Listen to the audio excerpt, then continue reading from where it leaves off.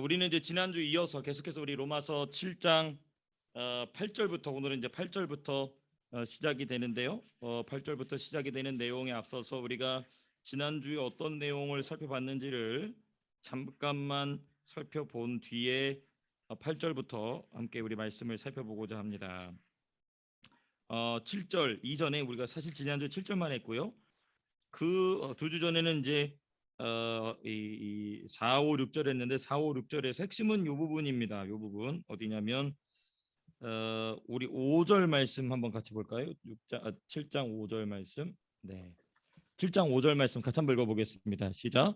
우리가 육신에 있을 때에는 율법으로 말미암는 죄의 정욕이 우리 지체 중에 역사하여 우리로 사망을 위하여 열매를 맺게 하였더니, 이 말이 무슨 말이었냐면 이 육신에 있을 때 율법으로 말미암은 죄의 정욕, 그렇죠? 율법으로 말미암는 죄의 정욕이라는 표현이 있는데 이 말이 뭐냐면 죄가 율법에 의해 발생했다 그 얘기죠.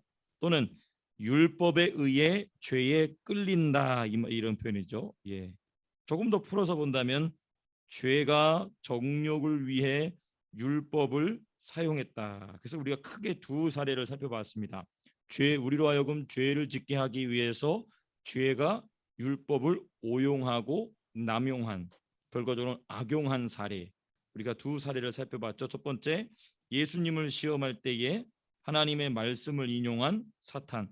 사탄 읽어보니까 죄가 얼마든지 율법을 악용할 수 있다.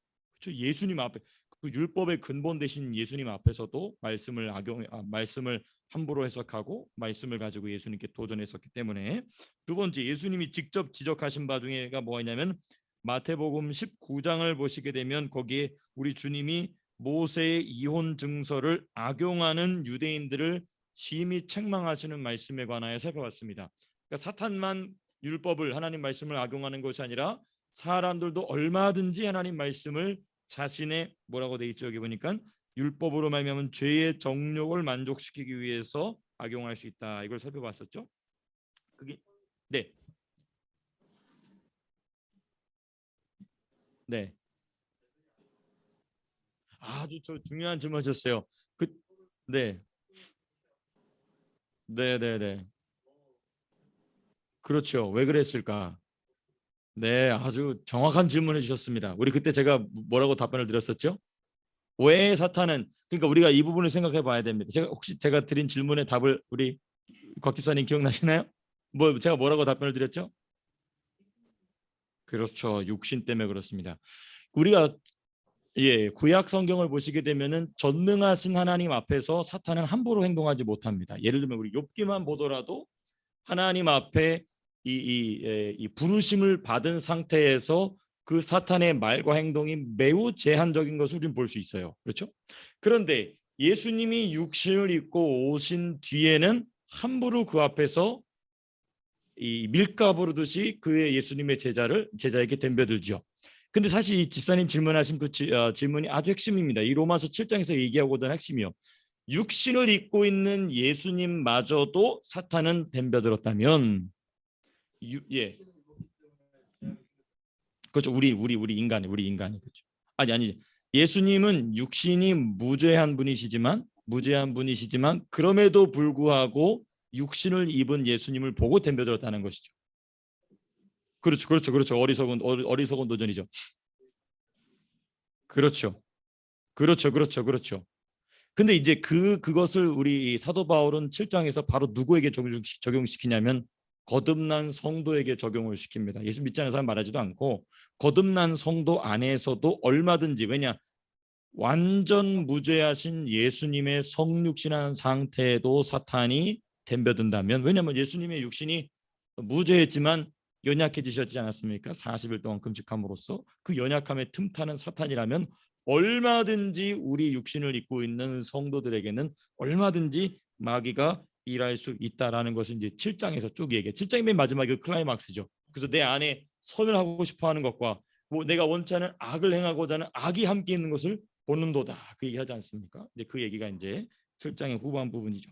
자, 이제 어찌됐든 이제 우리 5절에서는 이렇게 우리가 이런 내용을 살펴봤고, 이런 내용을 기본으로 해서 계속해서 무슨 말씀이 나오냐면 7절 딱 시작하면서 이런 내용이 나오죠. 율법이 죄냐라는 질문을 합니다. 율법이 죄냐? 율법이 죄냐라고 물어보죠.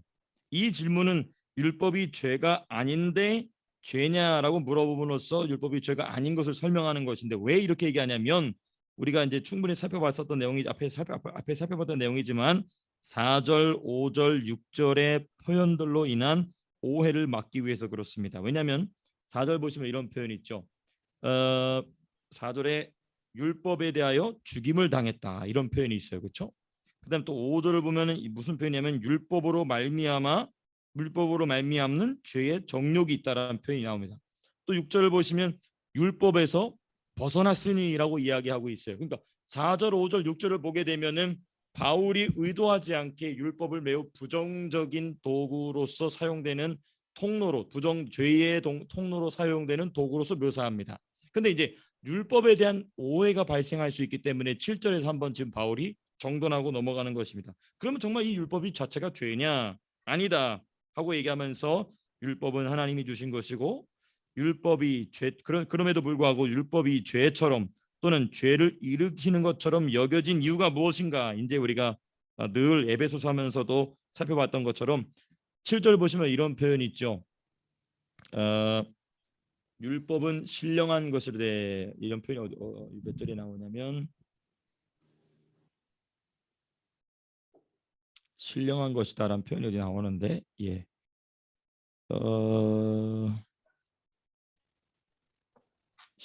신령한이라는 표현이 어디, 제가 이거 어서 14절, 죄송합니다. 14절에 있네요.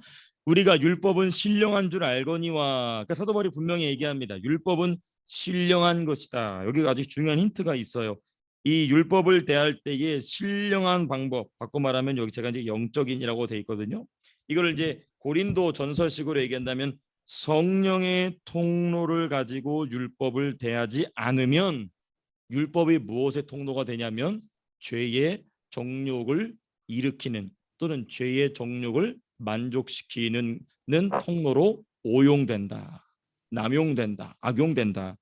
그래서 이제 신령하지 않은 방식으로 이 유대인들이 이 율법을 대했기 때문에, 그 신령하지 못한 방법의 구체적인 내용이 뭐였냐면 고린도전서 1장 22절과 23절에 나와 있는 헬라인은 지혜를 찾으며 유대인은 표적을 찾으나, 그 표적을 찾는 것을 우리가 뭐라고 얘기하냐면 헤브라이즘이다. 그렇죠? 눈에 보이는 표적을 찾는 방식으로 율법을 대하다 보니까 그 율법이 오히려 성령의 통로가 아닌 죄의 통로, 마귀의 도구가 되었다. 그러면서 우리가 이제 지난번에 구약을 헤브라이즘으로 헬레니즘으로 대하게 되면 마귀의 도구가 된다. 그러면서 이제 성경 해석의 타락, 그리고 나서 신학의 타락, 이제 이런 부분들을 우리가 살펴봤습니다. 그게 이제 우리가 7절에서 우리가 살펴본 핵심적인 내용입니다. 그리고 나서 이제 우리가 8절 이후에 나오는 내용을 크게 세 부분으로 나눠봤었죠. 그 중에 첫 번째 부분, 성도 안에서 죄가 발생하는 과정이 무엇인가. 이제 우리가 시간이 되는 대로 우리 8절부터 한 구절씩 우리가 같이 한번 살펴보고자 합니다. 그러면 이제 숫자로 보게 되면 제 3번이죠. 제 3번 8절에서부터 12절, 죄의 발생 과정에 대하여 이게 표현이 나옵니다. 이 죄의 발생 과정에 관하여서 핵심적인 구절은 11절입니다. 11절은 눈으로 보시면서 제가 말씀으로 제 말편으로서 정돈해 드리면요, 11절은 크게 세 가지 내용으로 되어 있습니다. 먼저 죄가 기회를 탄다라는 표현이 있어요. 죄가 기회를 타서 이렇게 되어 있습니다. 이게 첫 번째 중요한 표현이고요. 그다음 두 번째, 11절 두 번째는 뭐냐? 계명으로 나를 속인 뒤, 이게 두 번째입니다. 그리고 마지막 세 번째가 뭐냐? 계명으로 나를 죽였다. 나를 죽임. 이게 이제 11절에 나와 있는 핵심적 내용을 요약한다면 요 세 가지 내용으로 우리가 생각해 볼 수 있습니다. 우리 11절 한번 읽어볼까요? 같이 한번 읽어보겠습니다. 시작. 죄가 기회를 타서 계명으로 말미암아 나를 속이고 그것으로 나를 죽였는지라. 그러니까 여기서 11절에는 그것은 계명입니다. 계명 그것으로 나를 죽였다. 요 말이 이제 이 성도 안에서 사람 안에서 죄가 발생하는 과정에 대한 사도 바울의 통찰입니다. 근데 이제 조금 더 우리가 이제 이 인트로덕션 8절부터 천천히 좀 살펴봐야 되겠죠? 8절 두 부분으로 크게 나눈다면 먼저 8절에서부터 10절까지입니다. 10절까지. 8절에서부터 10절까지. 여기 무슨 내용을 담고 있냐면 율법 또는 계명이죠. 계명. 예. 율법에 의한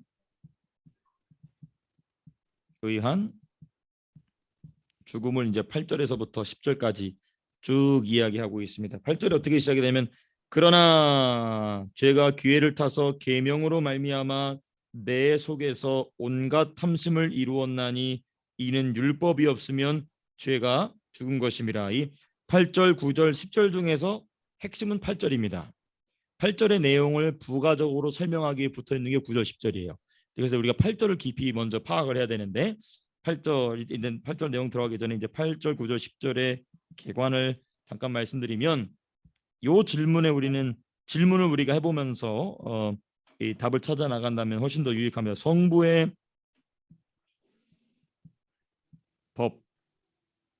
법으로서의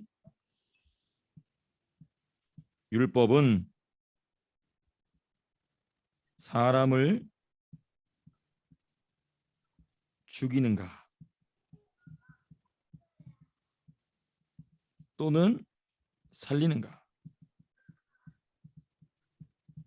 요 질문을 우리가 계속해서 유념해 두시면서 사도 바울이 율법에 대한 풀이, 율법이 어떤 역할을 죄로 말미암아 사용되고 있는 죄에게 사용되고 있는 율법에 대한 이 사도 바울의 논설을 이 질문을 머릿속에 두시면서 생각해 보시면 이런 의도로 지금 이야기하고 있구나라고 우리가 좀 더 깊이 있게 살펴볼 수 있습니다. 자, 그럼 이제 우리 8절부터 보시면 8절 보시면 8절은 또 세 가지 중요한 내용이 이렇게 담겨져 있습니다. 먼저 죄의 기회. 8절이 뭐라고 돼 있죠? 그러나 죄가 기회를 타서, 그러니까 죄의 기회가 있다는 거예요. 죄가 일할 수 있는 기회가 있다는 것입니다. 그 다음에 두 번째는 내 속의 탐심이다. 예, 탐심이라고 얘기하고 있고, 그 다음 이제 마지막 세 번째 주제는 율법과 죄, 뭐 이렇게 세 가지 주제로 먼저 좀 살펴보고자 합니다. 자, 그럼 먼저 제일 먼저 죄의 기회라는 부분을 좀 살펴봐야 되는데, 사실 이 죄의 기회는요 이렇게 표현되어 있죠. 죄가 기회를 타서 이렇게 표현되어 있는데, 사실 이 죄가 기회를 탄다라는 표현은요 사도 바울이 이 8절에서 다 충분히 설명하지 않고 어디 가서 더 자세하게 설명하냐면 11절에 가서 설명합니다. 11절에서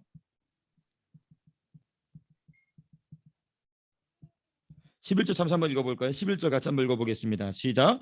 죄가 기회를 타서 계명으로 말미암아 나를 속이고 그것으로 나를 죽였는지라. 그래서 지금 이 죄가 기회를 탄다는 말은 지금 살펴보지 않고 우리가 이따 11절 살펴볼 때 그때 살펴보도록 하겠습니다. 왜냐하면 이 죄가 기회를 탄다는 말은 계명과 죄가 어떻게 서로 지금 이 역할이 병치되는가를 살펴봐야 우리가 이 말을 이해할 수 있어요. 죄가 기회를 탄다.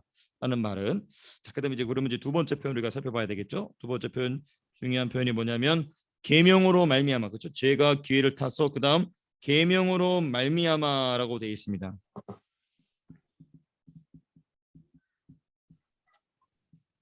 계명으로 말미암아. 계명으로 말미암아. 요 말은 사도 바울의 서신에 나타나는 특징처럼 했던 말을 또 하고 또 하고 또 하고 하는 그 내용이에요. 계명으로 말미암았다. 죄가 지금 기회를 타서 계명으로 말미암아. 이 내용은 뭐냐? 우리가 지금 서론에서 복습하면서 살펴봤던 5절의 내용입니다. 5절의 율법으로 말미암는 죄의 정욕, 이런 표현이 똑같은 표현입니다.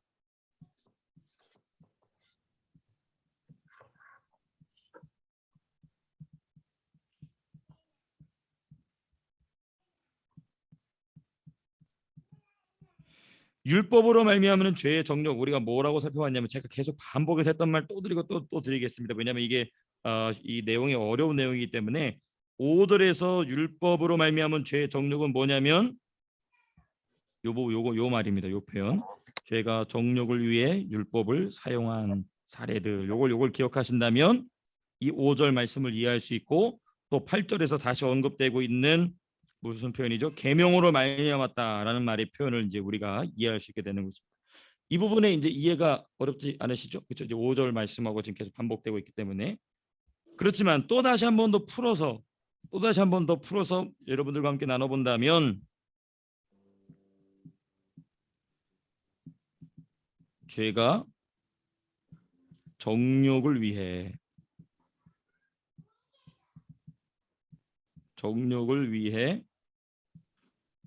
율법을 오용하고 잘못 사용한다는 것이죠. 그리고 악용한다. 예. 무엇을 위한 것이냐? 정욕이다. 그럼 우리 이제 정욕에 대한 정의를 해야 이 정욕에 대한 얘기를 우리가 또 한참 하려면은 하려면 또 한참 해야 되지만, 간단하게 얘기하면 그겁니다. 뱀에게 하나님이 저주하실 때 어떻게 저주하시죠?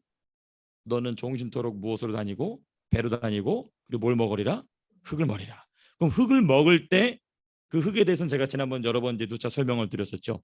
그러니까 이 정욕은 본래 누구의 정욕이냐면 악한 귀신의 정욕이에요. 근데 악한 귀신은 뭐가 없죠? 육체가 없는 겁니다. 그러니까 육체를 가진 누구로 하여금, 사람으로 하여금 그 정욕을 일으키는 겁니다. 근데 마침 사람이 어떤 상태죠? 타락한 상태죠. 그러니까 그 정욕에 쉽게 빨려 들어가는 겁니다. 그러니까 사람의 정욕이지만 동시에 누구의 정욕이냐면 악한 귀신의 정욕인 겁니다. 이 부분을 우리가 나중에 더 깊이 있게 그 이제 영혼육 할 때 우리가 더 자세하게 살펴봐요. 어쨌든 돌아와서 죄가 정욕을 위해 율법을 오용하고 악용한다. 예를 들면 우리가 지난번에 아니라 서론에 살펴봤던 내용을 다시 한번 좀 이 짤막하게 말씀드린다면, 먼저 누가복음 4장 10절에서부터 11절, 그렇죠? 예수님을 시험하기 위해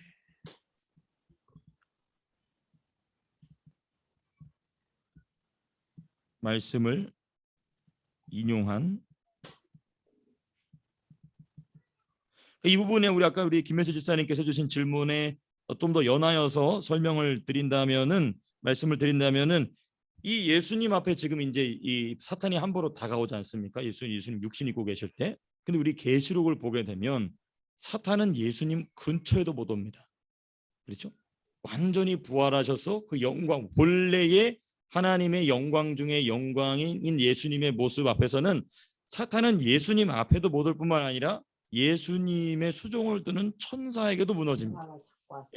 그렇다면 이제 구약에 전능하신 여호와 하나님 앞에서의 사탄의 모습과 육신을 입고 계실 때의 예수님 앞에서의 사탄의 모습과 재림하신 예수님 앞에서의 사탄의 모습을 비교해 봤을 때 유일하게 사탄이 예수님 앞에서 함부로 까불었던 때는 언제냐면 예수님이 무엇을 입고 오셨을 때, 육신을 입고 오셨을 때라는 것이지. 그 부분이 이제 제가 이제 지지난 주에 이제 설명드린 말씀 중에 하나였죠. 예. 네네. 그렇죠. 사실 예. 그때 제가 그래서 이제 집사님 확실히 생각이 굉장히 깊이 빨리 들어가세요. 제가 그래서 그 부분도 그때 말씀을 드렸던 게 뭐였냐면은 이 그때의 40일 동안 사탄이 와서 예수님 앞에 함부로 그렇게 덤빈 뒤에 물러가지 않습니까? 그리고 이제 집사님 말씀처럼 사탄의 이 부하로 있는 귀신들은 덜덜 떨었지만 사실 사탄은 자기의 계획이 성공하죠. 예수님 어디 못 박음으로? 십자가 못 박음으로써. 그러니까 사탄은 누구 속으로 들어가냐면 바리새인들 속으로 들어가서 예수님을 죽이는데 성공을 하죠.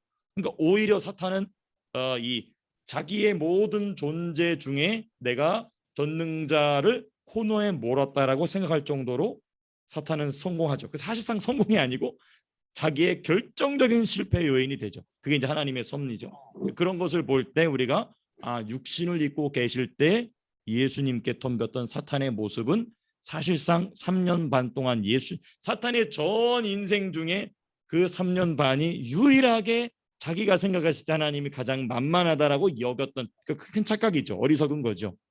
근데 이제 그게 이제 육신을 입고 계실 예수님의 모습.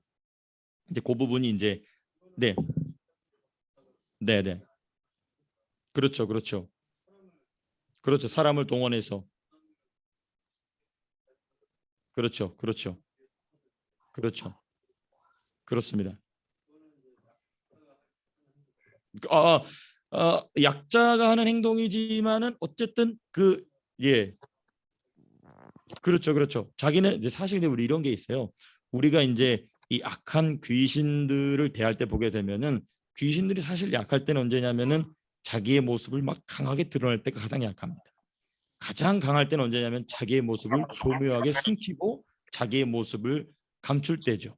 그러니까 이제 바리새인들 같은 경우도 사실 바리새인까지만 가지 않더라도 우리 사도 바울이 예수 그리스도를 만나기 전만 하더라도 자기는 하나님의 영광을 위해서 한다고 그랬는데 다 예수님 믿는 사람을 잡아 죽이지 않습니까? 그러니까 사도 바울도 역시 누구에게 붙잡힌 상태냐면은 마귀에게 강하게 붙잡힌 상태였기 때문에 그렇죠. 본인은 전혀 모르는 것이죠. 그러니까 이런 관점에서 볼 때에 물론 이제 자기가 앞에 나오지 않고 다른 사람을 앞세우는 그 야곱과 같은 비겁한 모습일 수도 있겠지만은 사실 사탄의 계획에 있어서는 성공한 것이죠. 그 예수님의 12제자 중에 한 명을 타락시키고 그리고 그 타락한 12제자를 통하여서 그 스승을 십자가에 못 박게 하는 이 일련의 모든 과정은 사실상 사탄의 관점에서는 승리였는데 예수님이 운명하시는 순간 사실 사탄은 그 머리가 깨지게 되는 일이 일어나게 되죠. 네, 이제 이 부분이 우리가 지난번에 이제 살펴봤던 내용입니다. 자, 먼저 이제 한 가지 더 사례가 있었죠. 이 율법을 말씀을 오용하는 부분 이제 마태복음 제 19장 7절에서부터 9절 이건 이제 모세의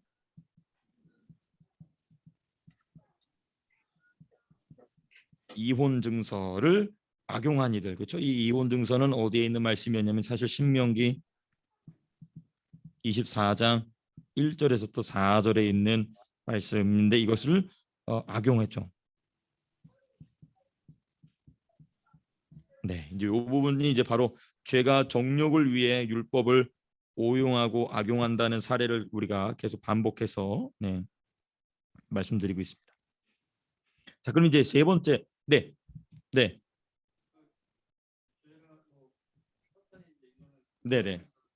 그렇죠, 예.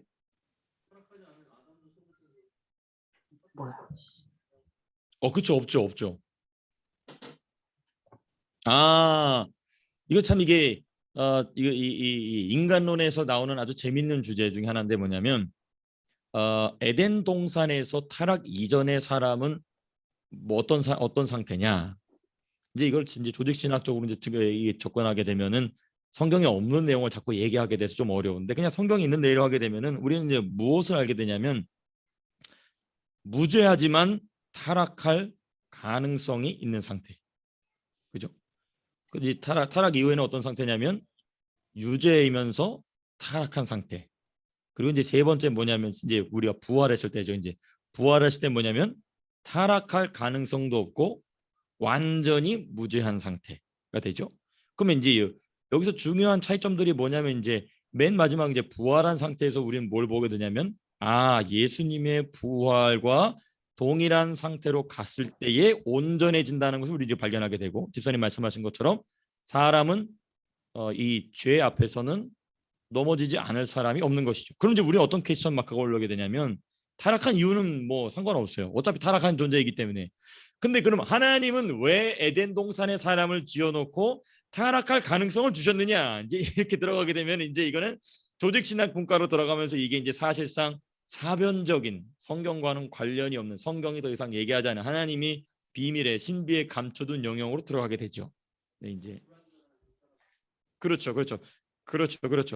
그게 이제 우리 지난 주일에 제가 말씀드렸던 것처럼 우리는 그때 어떤 대답을 하게 되냐면은 하나님이 생명과를 먹을 수 있는 기회를 주셨는데 생명과를 선택하지 않은 사람에게 책임을 묻는 것으로서 우리는 이제 겸손하게 인간의 자리로 내려가는, 이게 이제 우리가 할 수 있는 최소한 최대한의 태도겠죠. 예.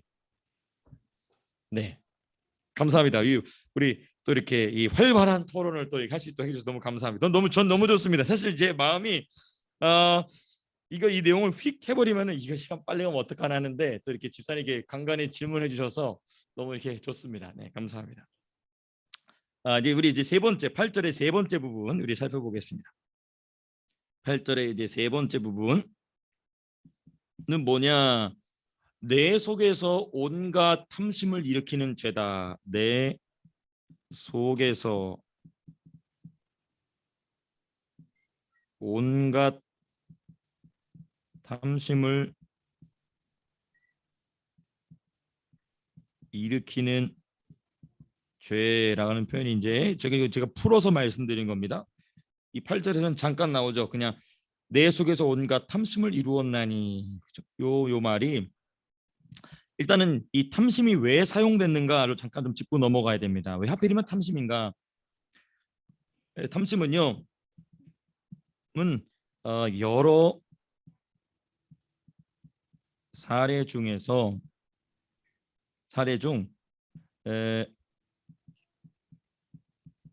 탐심이 몇 절에서 언급이 되냐면 7절에서 언급되었기 때문에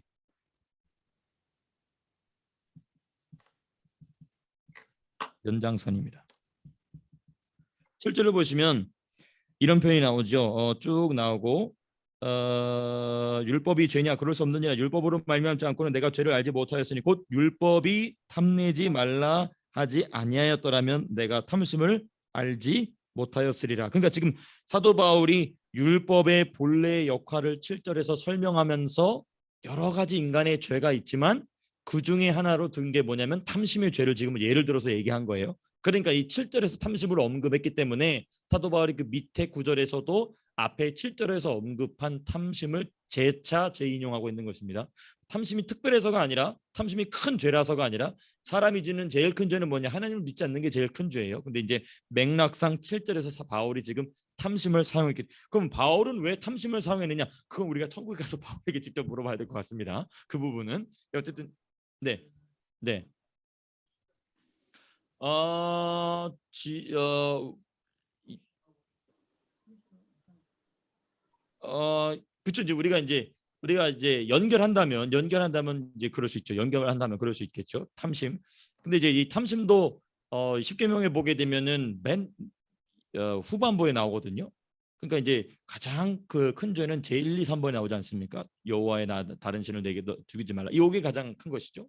탐심도 물론 이제 우리가 연결을 짓는다면 이제 다 그런 부분일 수 있겠지만은, 사실 이제 이 부분에 대해서는 내가 왜 탐심을 선택했다는 설명이 바울이 하고 있지 않기 때문에 일단은 그거는 나중에 우리가 천당 가서 사도 바울 선생님, 네, 그렇죠. 이 욕심이죠.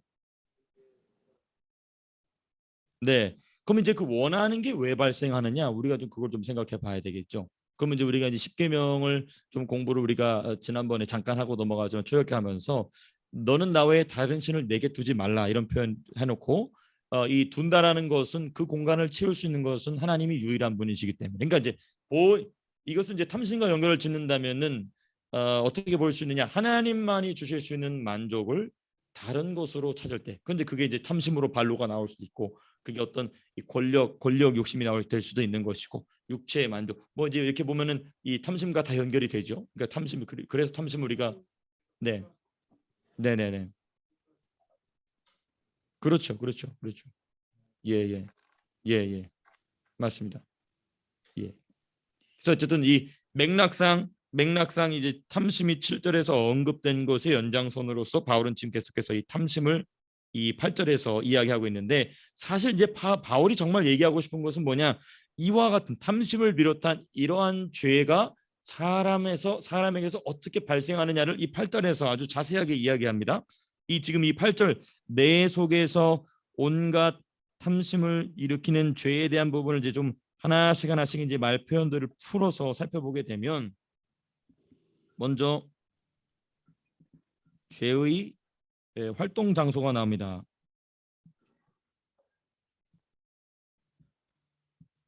사도 바울이 얘기하는 죄의 활동 장소가 어디냐면 바로 내 속이다라고 얘기해요. 내 속에. 내 속. 예. 내 속은 어딘가 이제 우리가 이따가 좀 더 살펴보겠습니다. 그다음 두 번째, 죄가 사용하는 도구가 나옵니다. 여기서는 지금 뭐로 사용됐냐면은 탐심으로 나왔지만은 이 탐심은 곧 뭐냐? 바로 사람의 생각과 감정입니다. 예. 또는 생각과 마음 이렇게 표현할 수도 있겠죠. 예, 생각과 마음이라고 하죠. 감정 좀 마음 말 표현이 딱딱해지기 때문에 생각과 마음을 이 가지고 도구를 삼아서 죄의 도구가 이 사람의 생각과 마음이 된다는 것이죠. 그다음에 세 번째 부분, 죄의 설득. 이 8절에는 언급되어 있지 않습니다. 그러나 죄가 기회를 타서 계명으로 말미암아 내 속에서 온갖 탐심을 이루었다라고 되어 있지만은 8절에서는 죄의 설득에 대한 내용이 자세하게 나오지 않고 11절에 가서 나옵니다. 죄가 사람을 설득해요. 너는 이 죄를 져도 돼. 이 죄를 질 수밖에 없어. 라고 설득하는 내용이 이제 11절에 나옵니다. 11절에 가보면 그게 뭐라고 나오냐면은 무슨 이 죄의 설득 방식이 뭐냐면 속임수다. 속임이다. 속임. 거짓말이죠. 네. 그래서 이거를 좀 연결해서 문장으로 만들어 본다면 이렇게 표현할 수 있습니다. 내 속은 어디냐면 자아입니다. 자아에서 생각과 마음, 감정이죠. 생각과 감정을 도구 삼아 거짓을 만드는 죄다. 이 7장 후반부에 가면은 이 죄를 사도 바울이 후반부에 뭐라고 얘기하냐면 이걸 악이라고 얘기합니다. 악이다. 그러니까 죄를 지금 의인화하여 표현하고 있어요. 우리는 보통 죄는 어떤 하나님이 원하시지 않는 행위로서 결과로서 얘기하는데 사도 바울은 이 죄를 결과로 얘기하지 않아요. 죄를 원인으로 얘기하고 있습니다. 심지어 의인화하여 표현하고 있습니다. 이 부분이 아주 이 로마서 6장, 7장, 8장의 아주 핵심 중의 핵심입니다. 죄를 그러니까 이 죄에 대한 관점을 참 제가 안타까운 것은 성경을 특별히 바울 서신을 깊이 있게 이 목회자들이 연구하지 않고 가르치지 않다 보니까 죄를 하나의 결과로서만 이야기해요. 근데 우리가 계속해서 우리 이 6장, 7장, 8장을 살펴보셔서 아시겠지만은 사도 바울은 죄를 결과로 이야기하지 않습니다. 죄를 모든 일의 원인으로 얘기하고 있어요. 죄를 주격으로 이야기하고 의인화시켜서 이야기합니다. 그건 뭐냐면 죄는 우리가 관념적으로 알고 있는 죄라는 개념과는 달리 그 개념이 잘못됐다는 게 아닙니다. 다만 그와 더 한 차원 깊이 있는 죄에 대한 성령이 주시는 깊이가 있다라는 것을 우리가 이 7장을 통해서 또 6장, 7장, 8장을 통해서 발견하게 됩니다. 자, 그러면 이제 여기서 거짓이 무엇인가를 좀 우리가 잠깐 좀 살펴보고 넘어가야 됩니다. 거짓을 만든다 했을 때 이 거짓이 뭐냐를 우리가 좀 살펴봐야 되겠죠. 거짓은 뭐냐? 진리에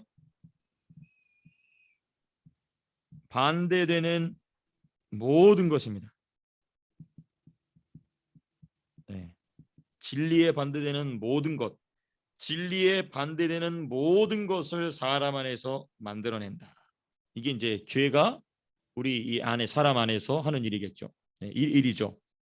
자, 그다음 이제 마지막 부분입니다. 8절의 마지막 부분.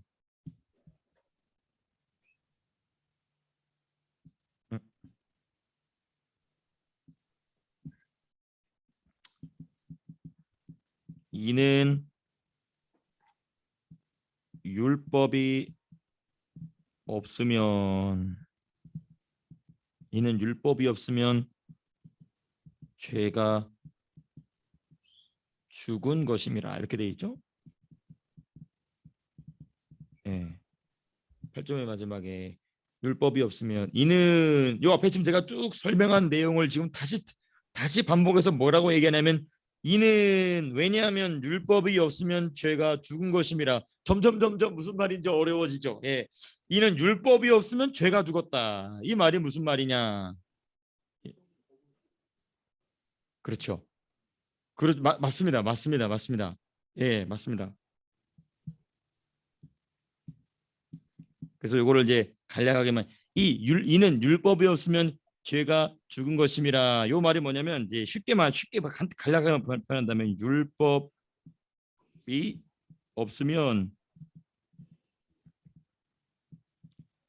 죄는 드러나지 않는다. 나지 않음. 근데 설명이 더 필요하죠. 그래서 바울이 이 설명을 위해서 사용한 구절이 이제 9절과 10절입니다. 예. 이는 율법이 없으면 죄가 죽은 것임이라. 요 말을 이제 더 깊이 있게 설명하기 위해서 9절 10절을 딱 붙여 놓습니다. 그리고 나서 이제 우리 이제 9절 말씀을 살펴보시게 되면 자 이제 B가 되겠죠. 알파벳 B. 9절에서 10절. 이 9절에서 10절의 아주 이 소주제는 뭐냐면 율법에 의해 드러난 사망 상태, 사람의 사망의 상태입니다.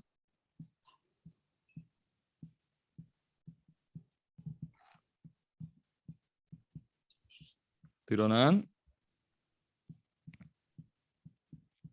사망의 상태가 나옵니다. 뭐 이거는 이제 당연히 우리가 성부의 법 공부하면서 살펴봤지만 율법 또는 계명에 의해 드러나는 죄,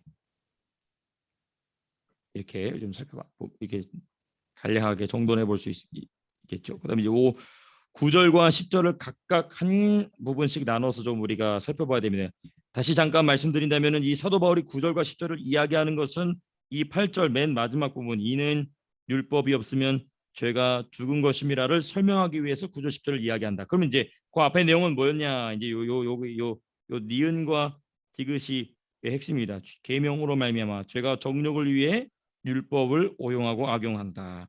근데 이 율법을 오용하는 장소가 어디냐면은 우리의 자아라는 것이죠. 내 속에서 생각과 마음, 감정을 도구 삼아 거짓을 만든다. 근데 그 통로로 사용되는 게 율법이라는 것이죠. 그 도구로 사용되는 게. 그러고 나서 사도 바울이 이는 율법이 없으면 죄가 죽은 것임이라. 그러니까 이 말은 마치 무슨 말이냐면은 죄가 율법으로부터 힘을 얻는다라는 말처럼 들리게 됩니다. 죄가 율법으로부터 힘을 얻게 된다. 그런 표현을 우리가 이해 이 말 자체가 그런 표현이 되게 되는데 우리 이건 이제 9절과 10절 좀 풀어봐야 이제 되는 것입니다. 9절을 보시면 이렇게 됩니다. 9절 말씀 한번 읽어볼까요? 같이 읽겠습니다. 시작. 전에 율법을 깨닫지 못할 때에는 내가 살았더니 계명이 이름에 죄는 살아나고 나는 죽었도다. 이 말씀 이제 먼저 이 첫 번째 부분은 율법을 깨닫지 못했을 때입니다. 깨닫지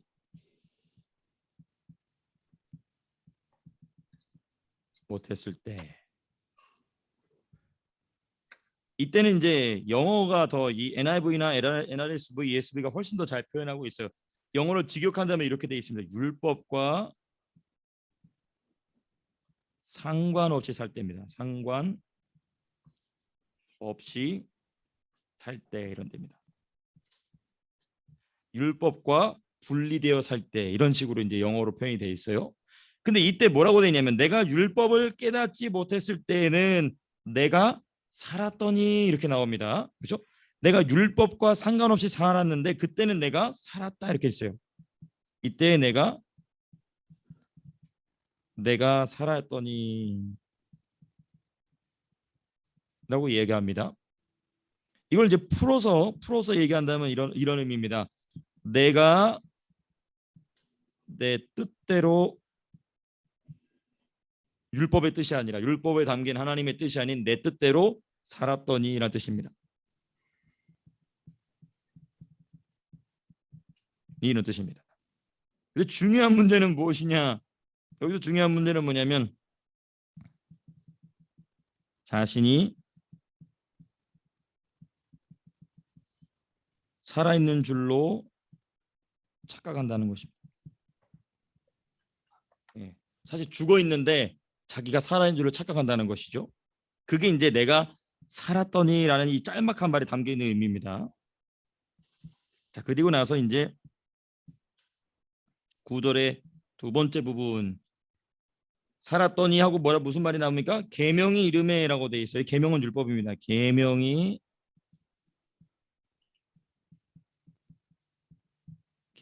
이름에라고 돼 있어요. 바꿔 말하면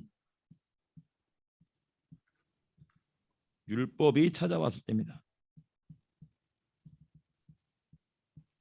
사실 이 계명, 왜 율법이라고 얘기했다가 계명으로 얘기할까? 이 부분을 이제 왜 혹시 이 부분이 왜 그런지 여러분들 혹시 이 추측이 되십니까? 왜 율법이라고 얘기했다가 계명이라고 얘기했다 할까요? 죄송합니다. 갑자기 질문 드렸. 지금 이거 이제 받아 적거.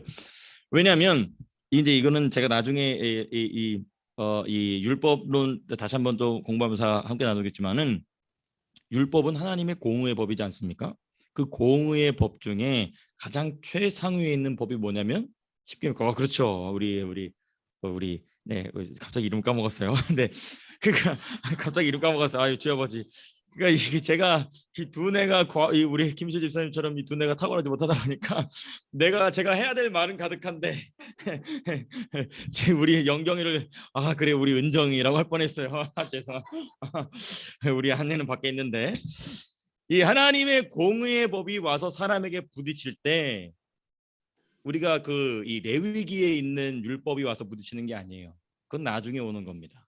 제일 먼저 뭐가 와서 부딪히냐면 십계명부터 와서 부딪히는 것이죠.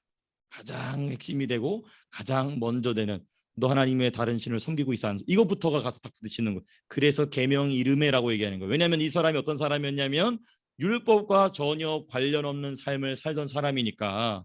그 신명기나 레위기나 민수기에 담겨 있는 그 세부적인 율법은 아직 알 턱도 없고, 그 모든 율법의 머리가 되는 십계명부터 먼저 가서 부딪히는 겁니다. 그래서 율법이라고 얘기하지 않고 계명 이름에라고 얘기하는 것입니다. 여러분, 이 계명 이름에 대한 설명을 들으신 것만 하더라도 이 신학교 반 학기를 한 학기를 다 들으신 것과 다름없습니다. 왜냐하면 제가 주석을 아무리 찾아봐도 이걸 제대로 설명하는 이 분들이 없어요. 죄송합니다. 저를 좀 겸손케 해주시오. 제일 먼저 계명이 와서 부딪히. 이건 이제 여러분들 다른 분들에도 설명하면 좋죠. 이제 너 그거 알아? 이제 하면서. 네. 율법이 찾아왔을 때, 근데 이때 아주 사도 바울이 신비한 말을 합니다. 뭐라고 얘기하냐면, 계명이 이름에 뭐가 살았다고 얘기하냐면 죄는 살아나고 나는 죽었도다라고 얘기해요. 거꾸로 돼야 될 것만 같지 않습니까? 나는 살아나고 죄는 죽었도다라고 얘기한다면 맞아. 그렇게 될 텐데 사도 바울이 거꾸로 얘기해요. 죄는 살아나고 나는 죽었도다. 그렇죠. 와, 박수. 와, 예. 아이고, 주여. 아이고, 네. 제가 이렇게 펜으로 쓰고 있는데 먼저 이렇게 얘기해 주다니, 이야, 너무 감사합니다. 예, 주님, 아이고, 감사합니다, 주여. 네, 죄는 살아나고 나는 죽었도다. 네, 우리 김윤수 집사님께서 앉아 계시면 제가 뭐 굳이 말을 많이 할 필요가 없습니다. 예, 이게 뭐냐면 이 말이 무슨 말이냐면, 우리 집사님 말씀해 주신 것처럼 나의 죽은 것과 죄가 살고 있는 것, 또는 죄가 다스리고 있는 것을 알게 됨. 그게 7장 마지막에 오라 나는 공고한, 이 말이 거기서 나오는 거예요. 오라 나는 공고한 자로다 라고 얘기하는 게 이제 바로 그 말입니다. 나는 괜찮은 줄 알았는데 나는 율법에 얻어맞고 죽고, 오히려 내 안에 죄가 시커멓게 드러나는 것이죠. 그 악이 시커멓게 드러나는 것이죠. 그러므로 나는 곤고한 자로다라고 얘기해서 이 문제를 도저히 인간 스스로는 해결할 수 없음으로써 7장을 결론 짓고, 이 문제를 해결하시는 분은 오직 누구시다? 성령이시다. 그러므로 우리 예수 그리스도 안에 있는 자에게는 결코 정죄함이 없나니 이는 성령의 법이 너희를 해방하였습니다. 그러므로 이제 사도 바울이 8장을 시작하기 위해서 7장에서 아주 이 극적인 이 하강을 얘기했다가 8장에 가서는 극적인 상승을 이야기하죠. 그게 이제 바로 성령의 역사하심을 이제 설명하기 위함으로 사도 바울이 글을 쓸 때 보면은 이 깊이와 탁월함은 정말 참 놀라울 정도입니다. 근데 이제 우리는 원래 본문으로 돌아와서 이런 일이 왜 발생하냐? 율법이 오면 오히려 살아야 되는데 율법이 오므로 나는 죽고 오히려 죄가 더 활기를 치게 되는 이 일이 왜 발생하느냐? 이런 일이 발생하는 이유는 무엇인가? 이거는 제가 이제 반복해서 계속 말씀드린 내용이다만 이거는 이제 우리가 4절에서부터 6절까지 해서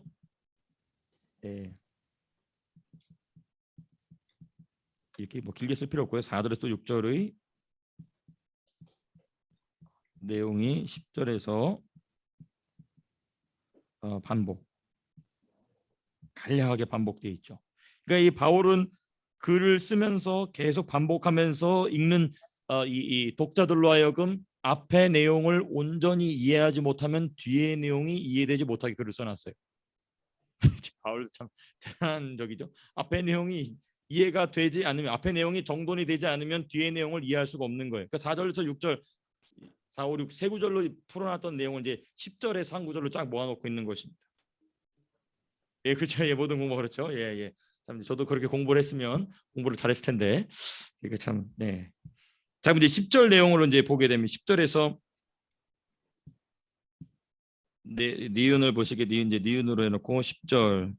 자, 다시 말씀드리면 이 내용은 지금 사도 바울이 8절 맨 마지막에 이는 율법이 없으면 죄가 죽은 것임이라라는 이 내용을 설명하기 위해서 지금 9절과 10절로 풀어서 이야기하고 있다는 것입니다. 10절에서 또 이 중요한 표현이 나옵니다. 10절 말씀 한번 같이 한번 읽어보겠습니다. 시작. 생명에 이르게 할 그 계명이 내게 대하여 도리어 사망에 이르게 하는 것이 되었도다. 보다도 구체적으로 얘기하죠. 첫 번째 뭐라고 얘기하냐면 생명에 이르게 할 계명 반대로 뭐도 있다는 것입니까? 사망에 이르게 할 계명이다. 자, 그러면 이제 제가 아까 서론에 드렸던 이 질문, 요 질문을 다시 한번 떠올려보신다면 성부의 법으로서의 율법은 사람을 죽이는가 살리는가에 대한 대답을 우리가 이제 10절을 통해서 좀 할 수 있겠죠. 생명에 이르게 할 계명 또는 사망에 이르게 할 계명에 대한 내용이 나옵니다. 혹시 궁금한 막히는 부분 있으세요? 아, 네. 그러면 이제 이 내용을 아까 제가 이제 이 8, 9, 10절 이제 풀어가기 위해서 서로에 말씀드렸던 내용을 이렇게 정돈할 수 있습니다. 성부의 법으로서의 율법과 사탄의 정죄 서의 율법 이러면 이제 명확해지죠. 그렇죠? 우리가 성부의 법에 부딪힌다는 것 자체가 이미 누구의 역사에 들어가 있는 거냐면 성령이 일하시고 계신 것입니다. 성령이 율법을 가지고 사람을 막 박살을 낼 때가 있어요. 너 더러운 죄인이라고. 왜냐하면 예수님 말씀하신 것처럼 나 말고 또 다른 보혜사가 오시리니 그 보혜사가 오셔서 우리가 새벽에 말씀 나눴던 것처럼 뭐였냐면은 죄에 대하여 그다음에 뭐였죠? 의에 대하여 세상에 대하여 책망하시랴. 그 책망하실 때 사용하신 도구가 뭐냐? 율법입니다. 율법으로 막 내리까시는 거예요. 그리고 박살나고 나서 너는 완전히 답이 없어. 그리고 그 답이 없는 것을 누구로 가서 답을 찾게 하시냐면 그 아들 예수 그리스도 성부의 법으로 들어가게 하시죠.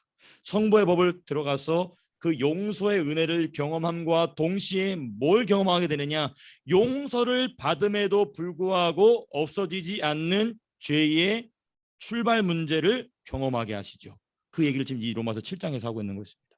그러니까 로마서 5장까지는 그러니까 3장 후반부터 3장 후반 4장 5장까지는 성자의 법 아래에서 누리는 그 용서의 은혜가 무엇인지를 얘기하고 6장부터는 용서의 은혜를 누리는 성도가 극복하지 못하는 자아의 문제 그리고 자아에 기생하고 있는 귀신들, 악령들, 죄로부터 나오는 그 하나님을 반역하려는 행동을 도저히 해결할 수 없다는 것을 어디서 발견하느냐? 성자의 법 아래에서 발견하게 한다는 것이죠. 그리고 나서 우리로 하여금 누구를 바라보게 하냐면 그리스도의 영이시자 여호와의 신이신 성령의 법 안으로 들어가야 된다는 것이 이제 로마서 8장부터 나와 있는 내용인 것입니다. 네, 네네, 네네네, 네네네, 네네네, 네네네, 네, 네네, 네네,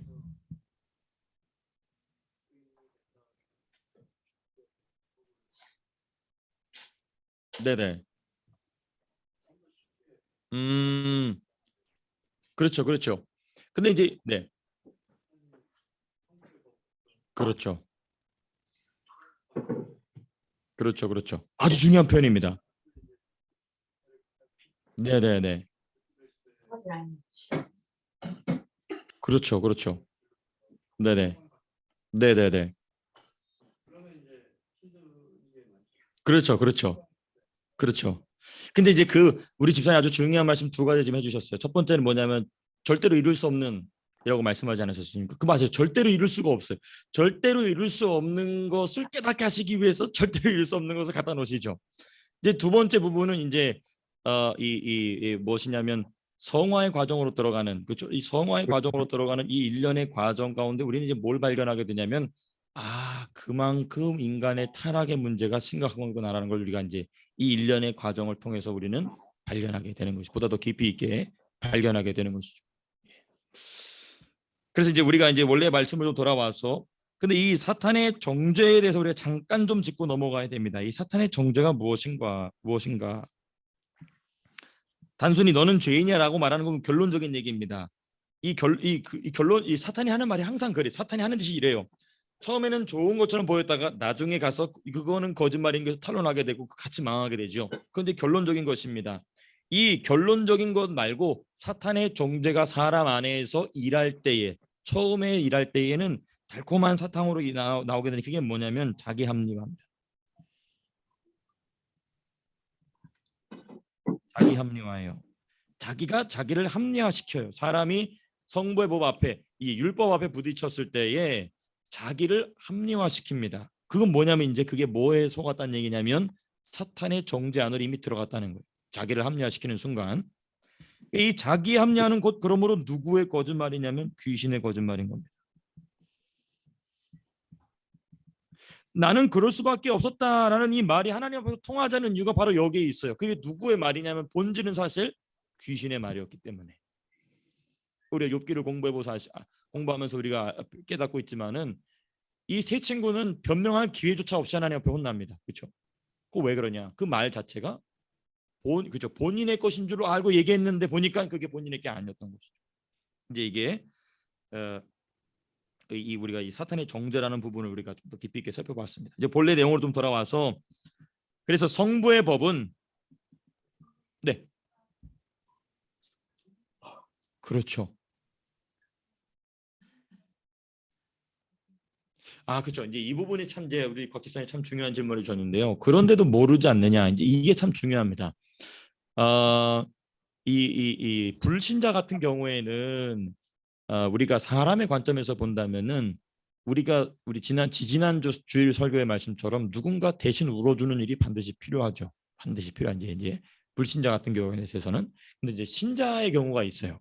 신자의 경우에 있어서 우리가 이제 이거는 이제 겉사람 속사람이라는 주제에 또 이 테마가 있습니다. 그걸 또 우리가 나눌 때 좀 살펴보겠지만은 이 거듭난 성도가 죄를 지을 때 보게 되면 그 죄에 가담하지 않는 내가 있어요. 그건 뭐냐면 거듭난 영이거든요.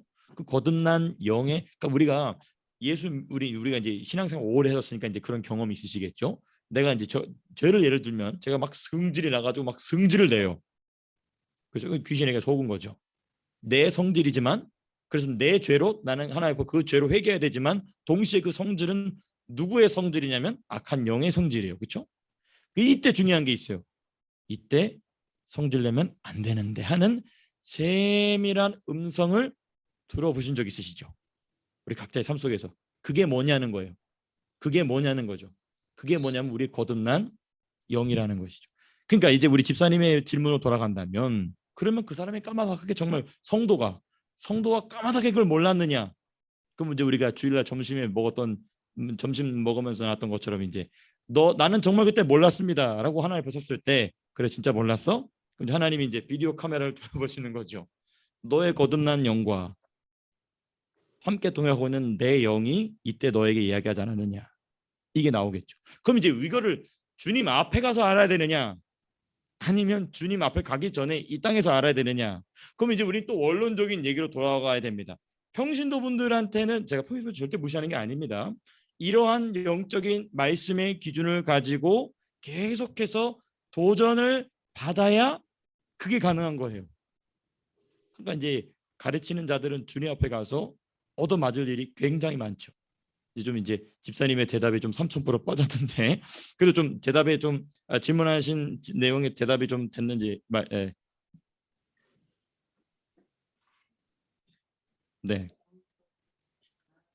네네.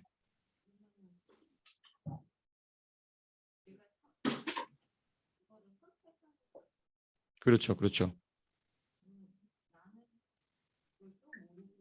그렇죠, 그렇죠, 그렇죠. 무한 루프에 빠지게 되죠, 이제. 네. 근데 사실 이제 우리가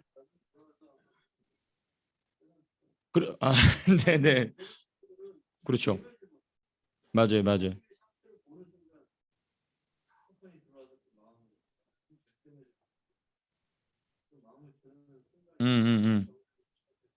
그렇죠. 근데 이제 우리 곽 집사님의 이제 질문의 요지는 이거 같아요. 그걸 깨닫지 못한 상태에서 계속해서 이 영적인 침체 상황으로 빠져들어가는 그 부분인 것이지 않습니까? 그렇죠. 점점 안 들리는 것이죠. 점점 안 들리는 것이죠. 그럼 이제 이 부분은 우리가 어떻게 해야 되는가? 성경은 뭐라고 얘기하냐면 그 사람들에 관하여서 깊이 있게 얘기하지 않고 뭐라고 얘기하냐면 완고한 자들로 딱 얘기하고 더 이상 언급하지 않습니다. 그러니까 이제 이 부분이 우리에게는 숙제죠. 숙제. 근데 사실 이제 이런 고민을 한다는 것 자체가 아, 완고한 사람으로 갈 가능성은 없는 상태, 뭐 이렇게 높지 않은 상태입니다. 이런 질문 자체를 아예 생각하지 못하고 있으면 이제 완고한 상태겠죠. 네, 네, 네, 네, 네, 네. 그렇죠. 음, 그렇죠, 그렇죠, 그렇죠. 미림이라도. 음, 그렇죠.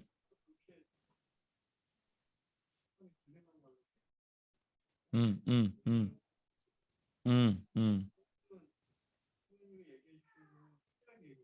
그렇죠, 그렇죠. 맞아요. 그 집사님 말씀처럼 그래서 주님이 성경을 66권을 만들어 놓으셨죠. 또 66권만 만드신 게 아니라 또 시대마다 하나님의 사람들을 통하여서 계속해서 성령이 말씀하시죠. 그러니까 이제 우리는 집사님의 말씀에 요든 네, 네네, 네네네, 네네.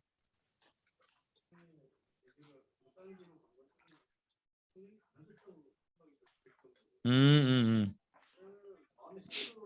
음, 음, 음,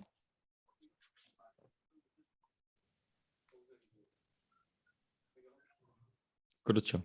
그러니까 이제 우리가 이제 예정론에 대한 오해를 가졌던 사람들의 태도가 이제 그거는 성령이 그 사람을 그대로 내버려 둔 거야. 근데 우리가 육이라는 표현을 이제 우리 이 로마서 1장 2장에 나온 육의 이 개념이 나오지 않습니까?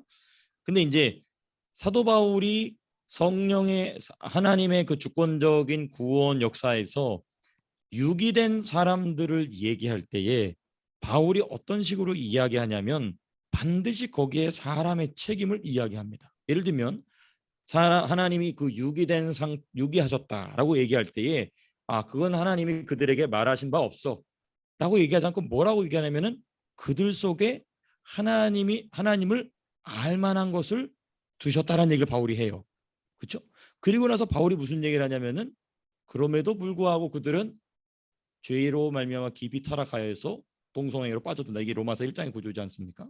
그러니까 성경은 그것을 그러니까 이제 이 신학을 잘못 가르치는 사람들은 계속 예정론적인 얘기만을 계속해요. 하나님의 주권적인 얘기만을 계속해요. 맞습니다. 하나님 주권을 강조해야죠. 하나님 예정을 강조해야죠. 근데 바울이 이 예정에 관하여 그 예정에는 이제 그럼 이제 깊이 들어가면 이중 예정이 있다는 거 아니지 않습니까? 구원 받을 자와 구원 받지 않을 자에 대한 이중 예정인 것이거든요. 근데 이 부분을 이제 잘못 깊이 들어가게 되면은 바울이 그 하나님의 예정, 하나님의 섭리에서 이야기할 때 사람의 리스폰스가 어땠느냐에 대해서 언급했던 것을 이야기하지 않습니다. 예를 들면 이런 거죠. 제가 반복해서 말씀드리지만은 사람 속에 하나님을 알만한 것이 있음에도 불구하고 죄로 갔다. 그럼 하나님을 알만한 것이 뭐냐에 대한 얘기 우리가 이제 우리 로마서 1장 쭉 살펴봤기 때문에 다시 언급한다면 또 시간이 길어지니까. 그러니까 이제 그래서 이 부분에 대해서 우리는 어떤 태도를 취해야 되냐면은 성경은 양면을 의도적으로 계속 같이 말하고 있다는 거예요. 하나님의 이건 이게 역설이죠. 역설이. 예. 네네네.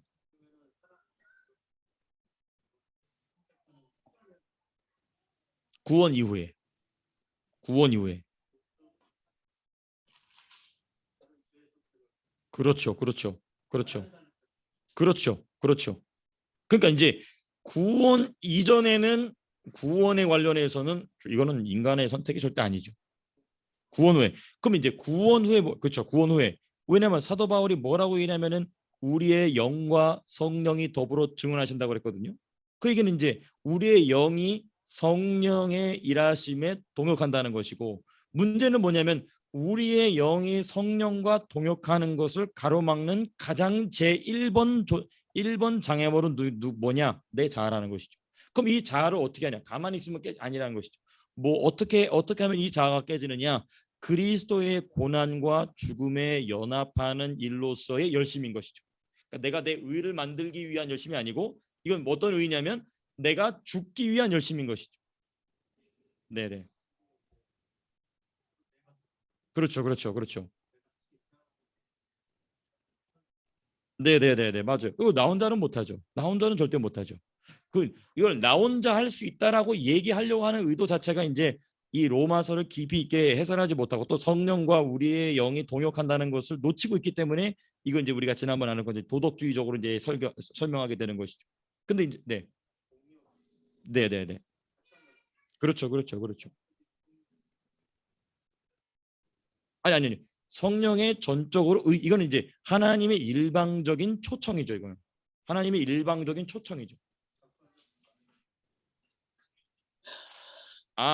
이거는 뭐냐면은 성령과 영이 깊이 연합한 상태라는 것이 이 깊이 연합한 상태. 그 로마서 8장에 보게 되면은 영이란 단어가 많이 나오지 않습니까?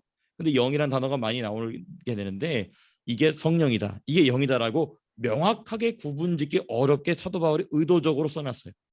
의도적으로 써놨어요. 그 이유가 뭐냐면 우리의 영이 그만큼 성령과 깊이 동역하고 있다는 것이죠.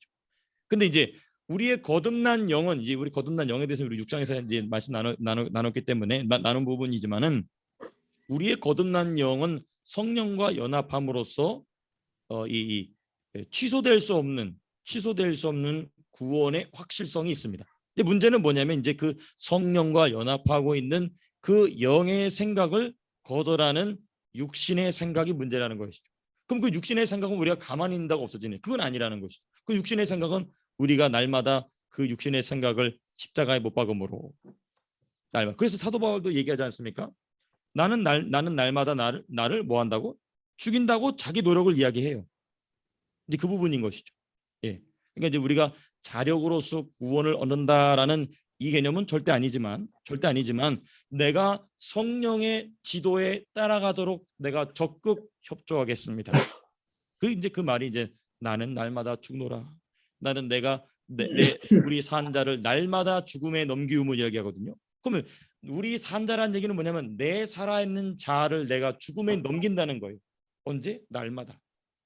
그건 이제 이건 바울 자체의 노력인 것이죠. 예.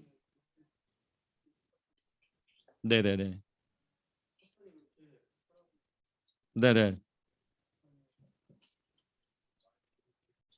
네네. 음, 음, 음. 아, 네네네. 음. 그렇죠, 그렇죠. 음, 음, 음, 음. 네네네. 맞습니다, 맞습니다. 바로 그 부분이에요. 그 부분이. 네, 그렇습니다. 맞습니다. 바로 그 부분이죠. 그렇죠. 근데 오늘 새벽의 말씀처럼 이제 엘리우는 영어로 말하지 않습니까? 근데 제 친구는 영어로 말하는 것조차도 언급할 줄 몰라요. 그럼 이제 엘리오는 그러면 성령님이 따로 크게 말씀하시 그게 아닌 것이죠.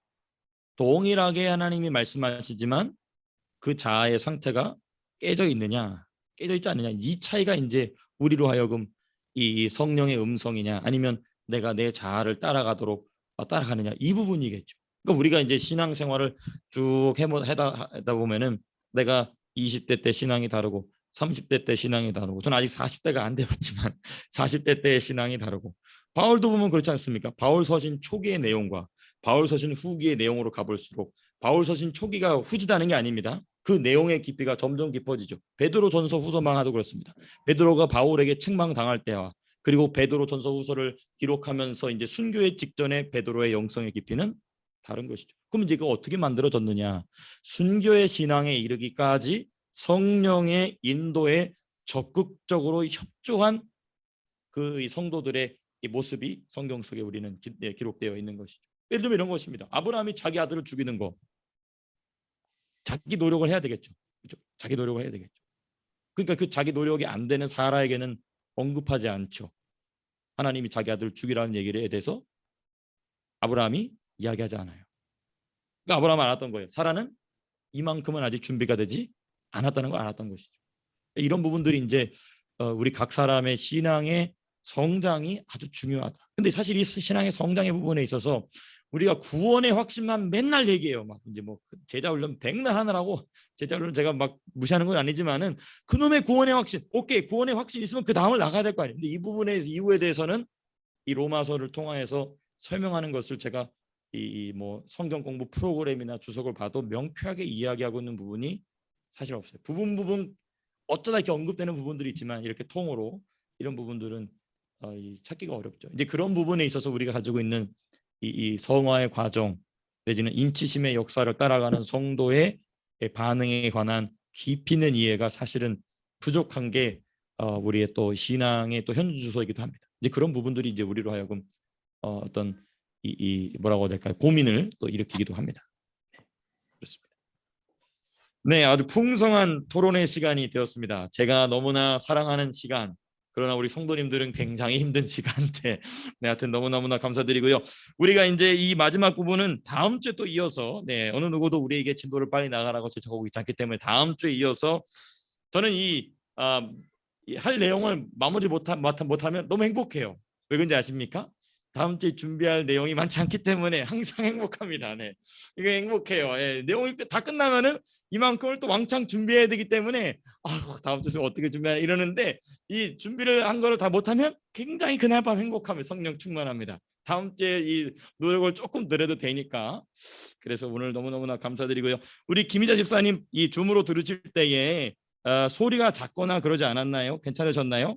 네, 괜찮았어. 괜찮았습니다. 괜찮았습니까? 네, 감사합니다. 우리 네. 최규동 집사님도 함께 해주셨습니까 혹시? 예, 옆에 앉아 있습니다. 네, 집사님 메리 크리스마스입니다. 네, 얼굴 한 번도 뵌 적이 없지만은 네, 영어로 함께 하고 있습니다. 네, 감사합니다. 네, 그러면 제가 네, 네. 그렇죠. 소신서로만. 그러니까 이제 우리가 이제 로마서 1장을 그때 공부하면서 살펴봤지만은 바울이 1장에 뭐라고 얘기하냐면요. 내가 간략히 썼노니라고 얘기해요.